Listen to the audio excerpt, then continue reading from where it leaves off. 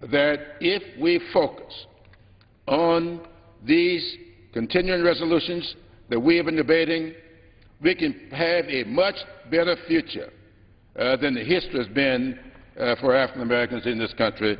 And I yield back the balance of my time. Thank you, Mr. Clyburn, and thank you for raising what Zandi reported today. I just want to quote something that he said. Mark Zandi, the chief economist at Moody Analytics, said today, and I'm quoting, "Significant government spending restraint is vital, but given the still halting economic recovery, it would be counterproductive for that restraint to begin until the economy is creating enough jobs to bring down the very still high unemployment rate." End of quote. At this point, I'd like to ask unanimous consent to enter into the record the statement of Congresswoman Eddie Bernice Johnson. The gentlelady's request will be covered by General Eve. Thank you, and it's my privilege to yield to the immediate past president of the Congressional Black Caucus, who led us with great distinction, Congresswoman Barbara Lee of California. Thank you very much. Let me thank the gentlelady for yielding, but also thank you and your staff for coordinating not only this special order, but each special order each and every Monday night or first night when we're in session.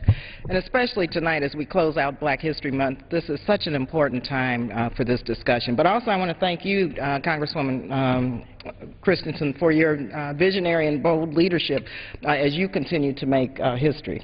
Truly, you've done remarkable work here in this body. It's really especially poignant that this year during Black History Month, the Republican leadership has proposed a budget for fiscal year 2011 that will fall most heavily, mind you, on the backs of the most vulnerable in our society, African Americans, Latinos, and poor, those who have been shut out of the American dream. At a time when we should be remembering and uplifting the accomplishments and contributions of African Americans to the history, culture, civil rights, and economy of America, we are literally, during this month, debating steps that will severely undercut and undermine that legacy. We can, Mr. Speaker, cut nearly, can we, Mr. Speaker, cut nearly $750 million from the special supplemental nutrition program for women, infants, and children. That's the WIC program. While we have a record high unemployment rate throughout our country, but especially among African Americans, we can't do that. The unemployment rate among African Americans is over 15%. Many African American women rely on WIC while they seek jobs, which we're trying to hopefully create. How can we cut $317 million in funding for vital family planning health services provided through a network of clinics throughout the country that serves nearly 1 in 5 women? These programs are vital, not just in saving lives through cancer screening, HIV and STD testing and contraceptive services, but for providing a link for the many poor and low-income women in terms of their link to the public health system. Many of these women are African American women. And how can we cut nearly $1.1 billion from the Head Start program, which will effectively knock out 200,000 children from participating in this critical early education program, which helps provide health, nutritional, and support services to prepare children for school.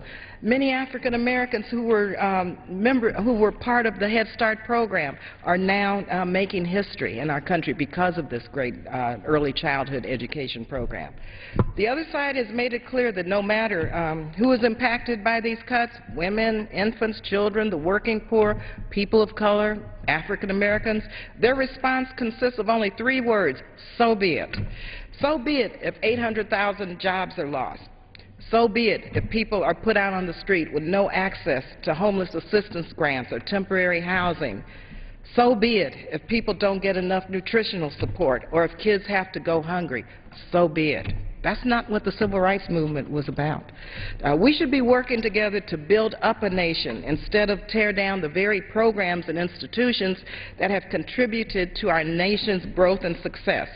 We should be working together to reduce inequality, help the unemployed, and get our economy moving again. And above all, we should be working to create jobs. That's what so many prominent African American leaders have fought for over the years, from those who are well known the world over like Dr. Martin Luther King Jr., to people who are sometimes well known just in their own neighborhoods. Tonight, there's one person I want to mention who influenced my life and the direction I took, our late beloved former Congresswoman Shirley Anita Chisholm. In 1968, Congresswoman Shirley Chisholm was the first African-American woman elected to Congress, and she was a founding member of the Congressional Black Caucus. We celebrate this year 40 years of this great institution in our Congress, the conscience of the Congress. This year, actually, it's the 42nd anniversary of the election, though, of Congresswoman Chisholm, who represented her Brooklyn-based congressional district with grace and distinction for 14 years, earning a reputation as one of the House's most eloquent orators and greatest champions of human rights, social and economic justice. In 1972, Congresswoman Chisholm again made history when she became the first African American to run for the presidential nomination of a major party. That campaign captured the imagination of millions and inspired countless individuals to engage in the political process for the first time. And I know for a fact that Congresswoman Shirley Chisholm paved the way for our great President Obama to be able to win the presidency 2 years ago. Congresswoman Chisholm was a catalyst for change, giving voice to the overlooked and underrepresented members of our society, people of color, women and children, the African American community. And she fought for the unemployed. She fought for those who wanted to work, for those who were seeking the American dream. And I can't help but wonder what she would say right now if she knew this was taking place. I'm sure she does know this is taking place, and I can feel her telling us that we have to fight the good fight because her legacy is so important within the context of creating jobs that we're trying to do for our country. Later this week, I will be introducing 2 pieces of legislation to honor the work of Congresswoman Shirley Chisholm. The first would recognize and celebrate the 42nd anniversary of her election to Congress, and the second would call on the Postal Service to issue a commemorative stamp honoring the life and accomplishments of Congresswoman Chisholm. So I urge my colleagues on both sides of the aisle to support these bills. As we work to finalize funding for the 2011 fiscal year, let us remember that budgets are moral documents. And as Congresswoman Chisholm said, when morality comes up against profit, it is seldom that profit loses. So we have to stand up for morality. Reverend Jim Wallace and Sojourners, they challenged us. They asked us, what would Jesus cut? Programs to help the poor or wasteful weapon systems at the Pentagon? They asked, ending the war in Afghanistan or programs to feed and shelter the poor? This weekend, once again, I will be participating in the Faith and Politics Civil Rights Pilgrimage. We're going to Selma, Montgomery, and Birmingham, Alabama, the epicenter of the Civil Rights Movement. We will be led by our hero, a warrior, a great civil rights leader, our colleague, Congressman John Lewis, who sacrificed so much for civil and human rights and economic justice. I participated in this pilgrimage many times, and I always feel a sense of gratitude to Congressman Lewis and to Rosa Parks and to Reverend Shuttlefield and to Dr. King, to Shirley Chisholm, to all of those who fought so hard for equality and jobs and freedom. This year, however, I feel that many of these gains, mind you, many of these gains that all of our great civil rights leaders fought for are about to be eroded due to the increasing income inequality and the reckless budget cuts which will gut so many of our country's response to the civil rights movement. So as Republicans fight so hard to enact budget cuts that will destroy nearly 800,000 jobs, be assured that in honoring the legacy of our great black leaders, we will fight back. Thank you. Thank you very much, Congresswoman Lee, for your leadership and for joining us this evening. I'd like now to, just before I recognize the next member, to ask unanimous consent that all members might have 5 legislative days to revise and extend their remarks and add extraneous material to the subject under discussion this evening. Without objection, so ordered. Thank you. And now it's my honor to yield to the gentleman from Texas, a person who has long been a fighter for equality, fairness, and justice, not only in his own state, but for this country, the Honorable Al Green of Texas. thank you very much to the Honorable Donna Christensen. I appreciate greatly your organizing this opportunity for us to speak this evening on something that is exceedingly important to this country, and that is the history of African Americans in America. African Americans are no different than any other Americans. We're all the same. There's only one race, the human race. And to a certain extent, I always have some degree of consternation whenever we have a Black History celebration or occasion such as this. And I have this degree of consternation because I really think we should just have one history, and it really should be American history. But we have these occasions because some of the accomplishments of some Americans have not been properly acknowledged. And as a result, we want to make sure that American history includes the history of all Americans. So today we talk about the history of African Americans, the history of Africans in the Americas, in the United States of America, if you will. And there are many names to come to mind. We always mention Thurgood Marshall. We always mention Rosa Parks. We always mention the great heroes and heroines who have been on the forefront of making America great. Today, I'd like to just mention nameless faces, persons who have never made headlines, work full-time, take care of the family, pay taxes, never complained by way of a protest, a march. They have done their duty as citizens in this country. And I want them to know that there are those of us who pay attention to the fact that they too have made America great. They are nameless faces in the crowd, but they have made a great statement by being honorable, hard-working, law-abiding citizens. And to these who continue to do their duty as citizens, we thank you for what you have done. We want you to know that we who have been honored to serve in the Congress of the United States of America will not allow the rollback of the clock on many of the programs that are of benefit to all Americans, and this will include, of course, African Americans.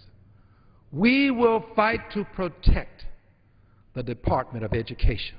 Amen. It means something to have a Department of Education in this country, especially to persons who at one time were lawfully denied the right to get an education. We will fight to protect laws that fight discrimination. Lilly Ledbetter versus Goodyear involved an Anglo lady, but that case had implications far beyond any given ethnic group. And we will fight to make sure all persons are treated equally on jobs, and this will include African Americans. So to those of you who work in the trenches, who never or rarely, if ever, complain, I want you to know that there are people in this Congress who are working every day to make sure that your status as an American is always protected and will always be honored. You too deserve the rich and noble history associated with you that we associate with Rosa Parks, that we associate with Dr. King, that we associate with Thurgood Marshall. You are as much a part of this history as they are. We honor you and we love you. God bless you, and God bless all Americans. God bless the United States of America. I yield back. Thank you, Congressman Green.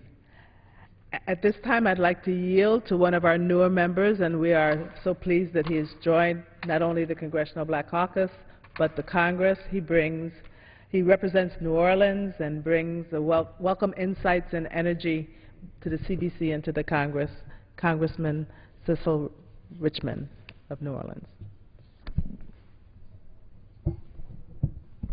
Cedric Richmond, sorry. Cedric Richmond. Mr. Speaker, I would like to thank the distinguished lady from the Virgin Islands who I have the pleasure of serving with and who has done a remarkable job in planning our hour today to not only celebrate and reflect, but to also chart a path for this future that includes everyone.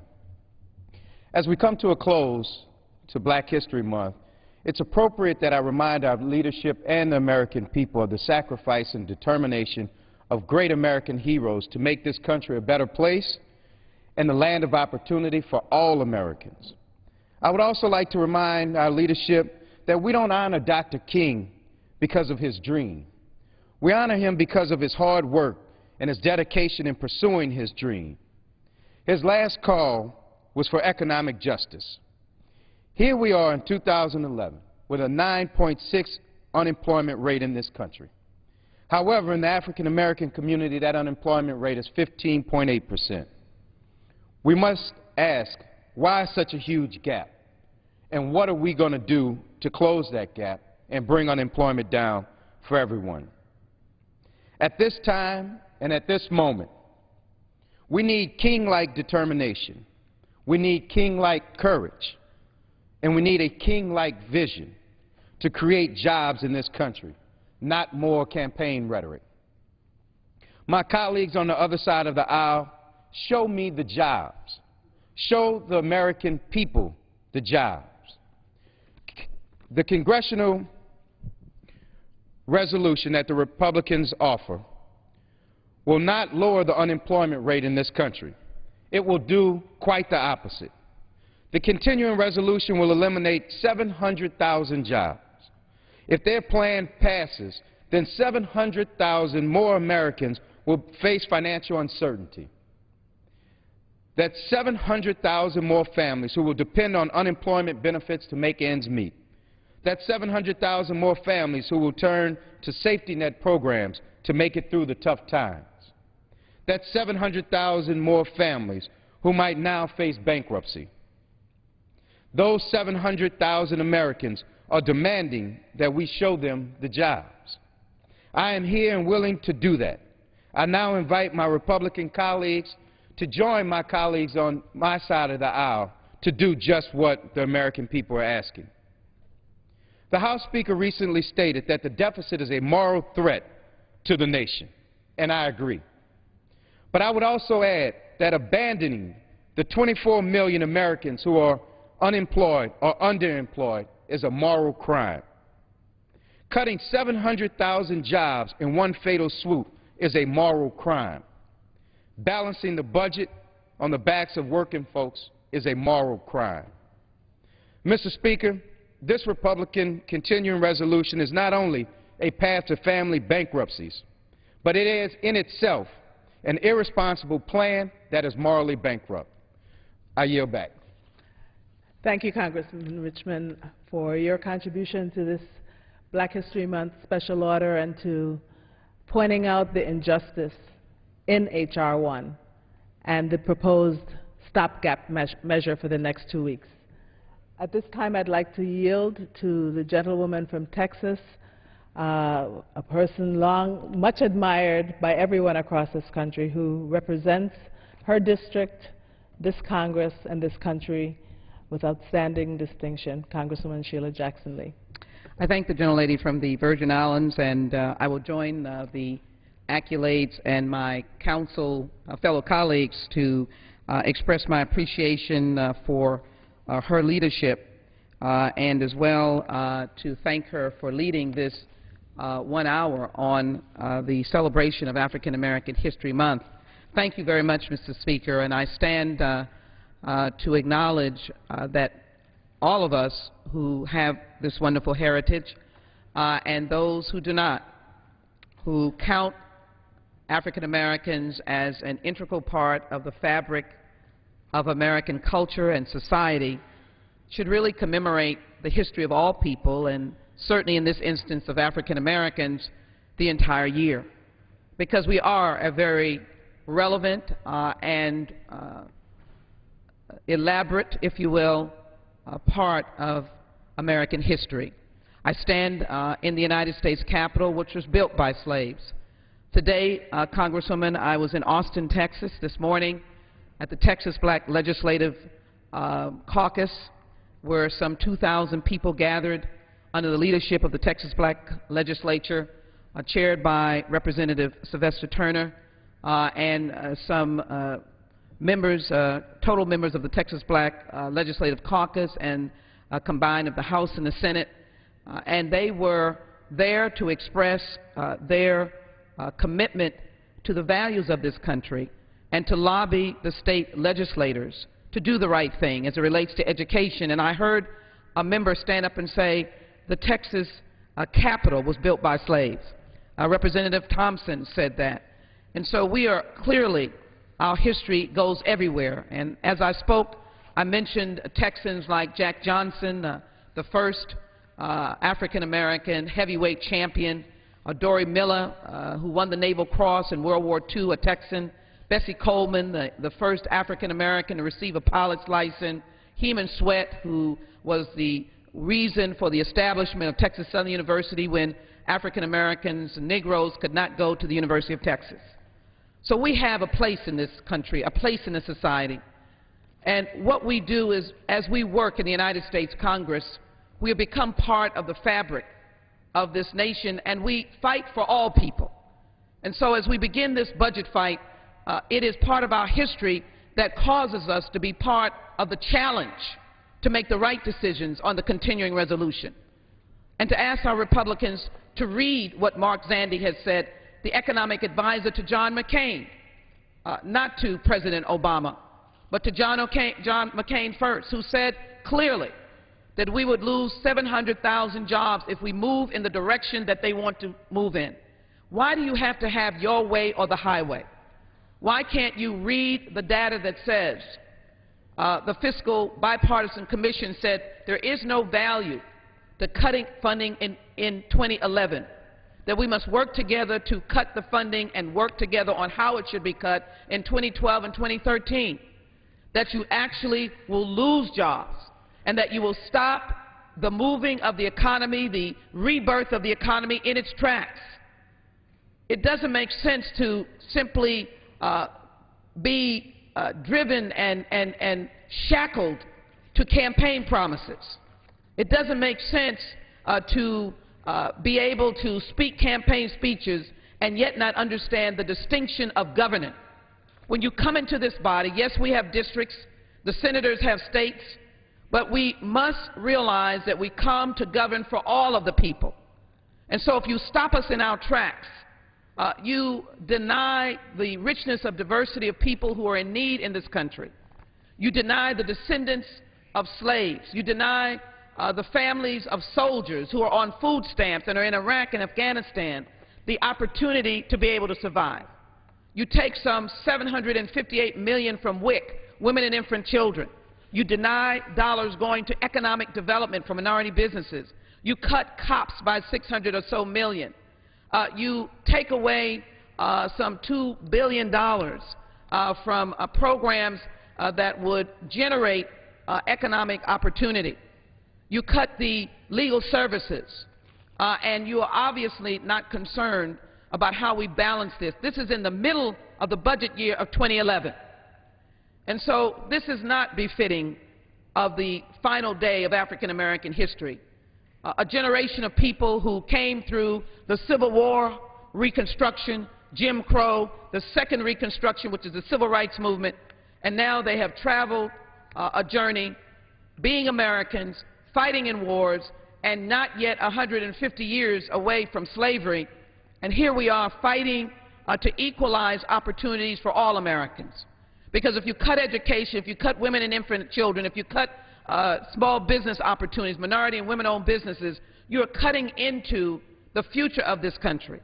We know this is a lopsided process. 16 to 18% of the budget, and you're trying to get a way to bring down a trillion plus deficit, if you will, trillions plus deficit. And so my plea in this process as we go forward is to remember some of our heroes. Barbara Jordan was a member of this body. Her birthday was celebrated on February 25th, her 75th year, and we're celebrating in Houston. And she reminded us that the people drive the Constitution, but that those of us of African American heritage were not, in fact, citizens as this Constitution was written, nor were women had an opportunity to vote during that time. But now we come asking that we do work together and that we be reminded of her words, we the people. And we the people includes all people. It is not the Democratic Party, the Republican Party, the Tea Party. It's all the people doing what is best for all of the people. That's the message of African American history, striving to make America better. As we cite these great icons who went against the odds. And I pay tribute in closing to Ruth Carroll, who passed just a few days ago. A friend of my dear friends, Dr. Natalie Carroll Daly and Warren Daly. And as I read her obituary, she'll be funeralized tomorrow, close to 93 years old, born in 1918, born to two parents who died 1 year and 2 years after her death, raised by grandparents, blinded at the very early age by an ophthalmologist who, I guess, accidentally put acid in her eyes. And then she had to go to the deaf, dumb, and blind school. She graduated magna cum laude. Summa, it might have been summa, if I'm recalling correctly. But she went on to become a premier educator, went to the University of Denver in Colorado, worked at the University of Texas, places that were segregated, got her graduate degree and became involved in library science, cataloged large libraries. Someone who overcame obstacles. Congresswoman, my tribute tonight are for African Americans who every day overcome obstacles. That is because they believe in the values of this country. And that is because they believe that through any mountain or any valley, as Martin Luther King told us about the promised land, that we could overcome. I'm asking my colleagues as we begin to debate this CR, don't look at us as outsiders, people who are always talking something that you might not understand or comprehend. Look at us as Americans who have a stake in this country, whose history is embedded in this country. Let us work together. Don't lopside a cut that hurts one population versus the other. Remember, 150 years minimally out of slavery, African Americans, new immigrants who are working every day, who are in the United States military. So let me just thank the gentlelady for yielding, and thank you for allowing me to speak to the warriors who overcame adversity, contributed to this society, and my commitment to them is that we'll fight for fairness and justice in this House and a way to reduce the deficit, but fight for those who cannot speak for themselves. I salute African American History Month. I yield back. Thank you, and I'm sure they're inspired and by the eloquence of your tribute to them. And before I speak briefly on those 2-week CR, I want to tell my colleagues it's my contribution to the Black History Month special order this evening. His name was William Alexander Leidersdorf, and he was born in my home island of St. Croix, which was then part of the Danish West Indies. The bicentennial of his birth was celebrated last year. His family started out poor. He ended up having to go to Denmark to get an education, and he was an immigrant to this country, which had not yet bought the Virgin Islands. Yet, through education, enterprise, and the opportunity to use that enterprise, he is credited with not only having become the first black millionaire, but more importantly was named the African founding father of California. He also specifically played a major role in the development of the city of San Francisco. Today, if one is an immigrant, there is no welcome in this country of immigrants, and they are denied access to programs that would help them to transition into this country. Today, if one is poor, the cuts in the Republican passed H.R. 1 the cuts to community programs, health centers, access to higher education, job training, and the support for health of mothers and babies that would ensure that the uneducated, the unhealthy, the jobless, and the poor stay that way. There will be few, if any, Leidersdorfs, or not even a black thousandaire, if the Tea Party-led Republican majority has their way. What has happened to the inalienable right to life, liberty, and the pursuit of happiness? Does the Republican majority plan to cut that too out of the Declaration of Independence? So here we are, just 5 days away, 4 really, from a government shutdown if we can't agree on how to pay to keep the government open for the next 7 months.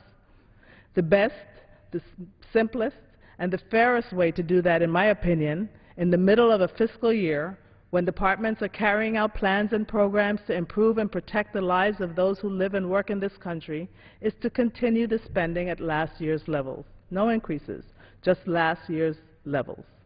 That essentially adds nothing to the deficit, and most importantly, it does not destroy the small gains we have been making in bringing this country out of a deep and painful recession. Countless reputable economists like Zandy, who's been quoted frequently here this evening, have told us over and over again, now is not the time to cut the spending that's required to stabilize and begin to grow our economy again. If the Republican majority is successful with the cuts they want to make, they will destroy hundreds of thousands of jobs and make the already bad situation that they and President Bush created even worse for the American people who are depending on us to bring them relief. What's happening is that the majority is pretty much demanding that the rest of us accept $4 billion in cuts over the next 2 weeks in order to keep the government from shutting down. And they do have the votes, especially in this body. In that $4 billion, education takes an over $500 million cut in funding in just 2 weeks. Some of these programs the President plans to end next year, and while I'm withholding judgment on that decision, ending them now means the people working in those programs may be out of work if these cuts are continued. These programs include school improvement, safe schools, and higher education programs. Other cuts are proposed for reading and literacy programs, and some that work to improve academic achievement. I suspect that these programs really need a mend but don't end approach, because we need to improve literacy and achievement if we are to produce the number of scientists, engineers, and other workers and entrepreneurs this country will need to win the future.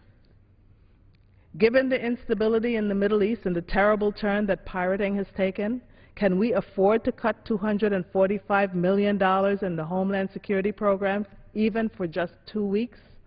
I don't think so. And I am sure the American people we have sworn to protect don't think so either.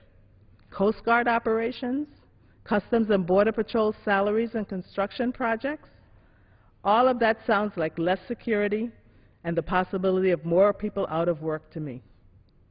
FEMA disaster mitigation grants, emergency operations money.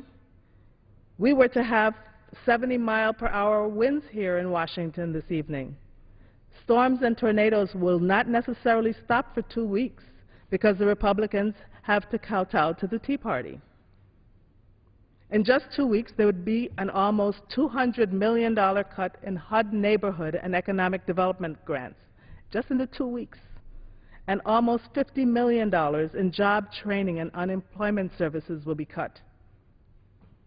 With over 9% unemployment in many places, some in the double digits, and in the middle of a recession that has shown no mercy to the poor and the middle class, I guess there'll be no mercy from this body's leadership either. I left health for last on this stopgap measure, where I count over $460 million in cuts in these 2 weeks. Close to $400 million of that comes from the agency that provides services, treatment, and trains health professionals. And if the cuts to WIC and maternal and child health were not enough in H.R. 1, children's programs have again been the targets of cuts, including programs for special education. And there would be a $6 million cut from the Administration on Aging. I don't understand it. If we're not placing a priority on taking care of our children and elderly, what kind of country are we? So I say to my colleagues on the other side of the aisle, this country is in trouble. It's time to end the politics and do not only what the economists tell us we ought to do, but more importantly, we need to come together and do what is right. These cuts are not right, not for 2 weeks, and not for the rest of this year. We really need to put the welfare of the American people and our country ahead of party politics. The times require it, and our people expect it. You know, I think we ought to change the word spending and call it investment, because that's what it really is. Investment is something that's understood and supported, and it's what is on the chopping block. Investing, not just spending for spending's sake, is what Democrats began to do in the last 2 Congresses, to invest in health for all Americans, in equal opportunity to a quality education, investing in restoring jobs and building a healthier economy, investing in cleaning up a polluted and unhealthy environment, investing in a better future for us and our children and a better, stronger, more competitive United States in this world. We want to win the future. The Republican agenda looks to the past, not the future. It looks to the past to continue the economic policies that ran our economy into the ground in the first place. It looks to the past to focus on the programs they have long hated, EPA regulations, healthcare reform that is finally making it possible for many to become insured and secure in that insurance, community programs that help poor areas of our country have a fair shot of just surviving, programs that lift our spirits and call forth our better selves, the arts, the humanities, public broadcasting, and believe it or not, they're cutting programs like WIC, Head Start, and maternal and child health. We had to fight for these programs every year during the administration of George W. Bush, and so it's no accident that we're fighting for them again. This whole agenda is not about cutting spending at all. It's a facade for what they're really trying to do. That is, gutting the programs they and their supporters love to hate. And in pursuing this agenda, they are putting the slow recovery that still has to reach urban and rural Main Street in jeopardy, putting us in jeopardy of reverting back to where we started earlier this year, to where their policies took us in 2009, a place that no one wants to go back to. And my friends, not one thing has this Republican majority done about the biggest crisis facing our country and its families, the economy and jobs. Talk about the Job-Killing Act of 2011. Well, that was not health care reform, which is actually the biggest job creator we have passed in recent years. The winners in that category clearly are the CR that was forced through this Congress 2 weeks ago, and this 2-week stopgap that would cut the federal budget by $4 billion. What we need is a clean CR at 2010 levels to the end of this fiscal year so that we can begin to focus on the 2012 budget, which is the more appropriate place to look at deficit reduction and which is due in less than 2 months. Let me say a word about what the governors are doing. It doesn't take 2020 vision to see that this is a coordinated effort. Unions, which created our middle class in the first place, have always been one of the Republicans' targets. The war against the poor and middle class is not just being fought in Washington, my friends, but also in the states by Republican governors. And lastly, please don't let our Republican colleagues fool anyone into thinking that Social Security or Medicare need to be addressed as part of our need to reduce the deficit. They do not, but they too have always been in their bullseye. We need to do what is necessary to protect them for the future generations, but colleagues on the other side of the aisle, we have seen some of your plans to weaken these vital programs, but seniors, the disabled, and we Democrats want to make sure that the Tea Party and the Republicans keep their hands off of Social Security and Medicare. Black history is not just a commemoration of how far African Americans have come, but also how far this country has come. Most importantly, it is a reminder that we both still have more to do and further to go. Today's Republican agenda for this country threatens to erase all of the gains we celebrate this month, to put up roadblocks in our road to progress, roadblocks to a better future for all Americans, and to ensuring that this country we love regains and retains its #1 position in the world. It's time to stop the madness and time to work together to continue to build a stronger America, one child, one family, one community at a time. And, Mr. Speaker, I yield back the balance of our time. The gentlelady yields back. The chair recognizes the gentlelady from the Virgin Islands for the purpose of her motion.